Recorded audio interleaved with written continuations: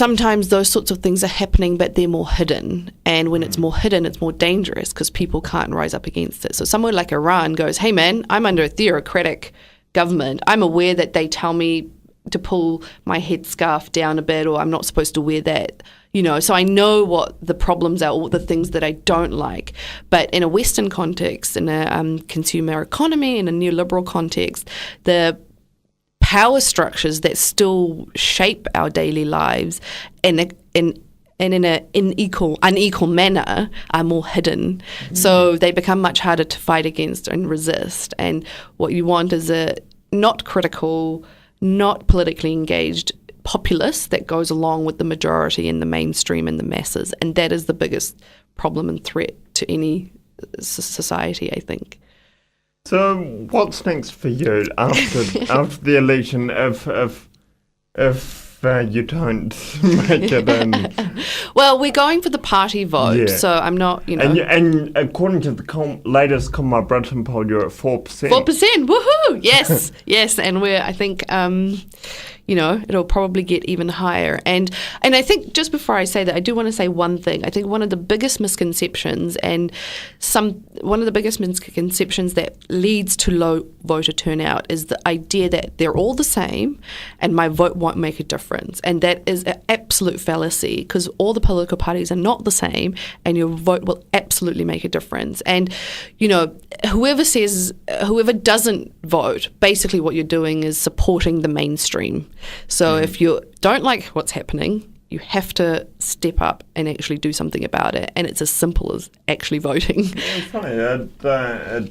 My nana's very cynical in that way. She has that view of politics, and she says they're all as bad as each other. They promise you the sun and stars and do whatever they want. But at the same time, she says, but you have to absolutely vote, otherwise you can't complain. Exactly.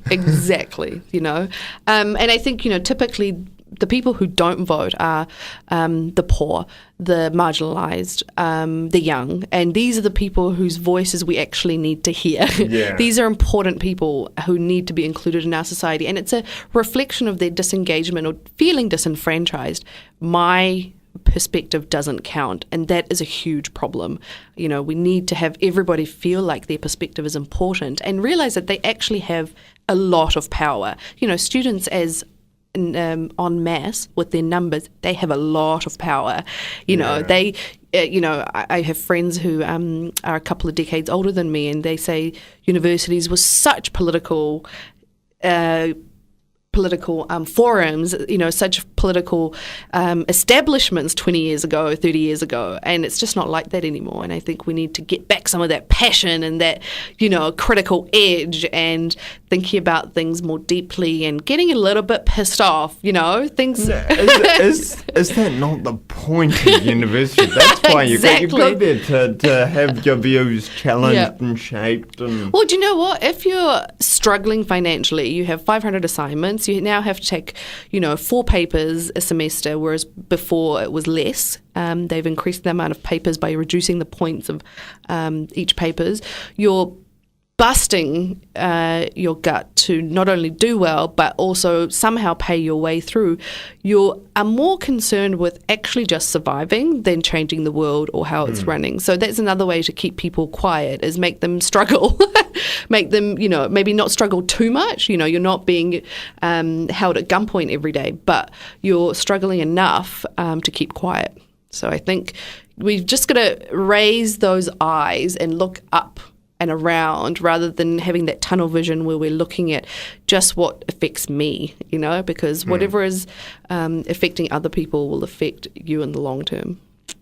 And so what's come back? Yes, what's in the future? Okay, so basically, I'm still working part-time at AUT, obviously, and I'm doing this also. So I think after the election, we'll just see what happens. If miraculously I'm if you're elected, you'll have a job for 3 years. Obviously. What's that? Yes, I'll have a job for 3 years, so I'll do that. Otherwise, I'll go back to my research and hopefully use this experience to do other things within society and have other projects and ventures. But I definitely am committed to my academic life Right. also. It's very important. And also in the next 3 years, you'll probably see me. Right. We'll go again. So would you say you would stand again? Yeah, and- absolutely. And would you maybe stand for other things like Auckland Council or? I don't know. I haven't thought about that yet. I haven't thought about that. I have to. I think things are a little bit on hold in terms of future planning till after 20th of September. Fair enough. Do this. And Then consider it. Yeah, consider fair it. enough. But I'm enjoying and very much into the high level national governance. I think it's really where everyone could make a big difference when it comes to equality and social justice. Absolutely. Well, thank you very much You're for coming in and welcome. talking to me. Yes. Access Manawatu is a non-profit radio station. We exist to help people from Manawatu make programs just like this one. All of our shows are free to listen to and free to make. If you like what you hear and you'd like to help us make more, You can donate through our website. go to www.accessmanawatu.co.nz and click on the donate link on the front page to help us keep on giving people their fair share of the air.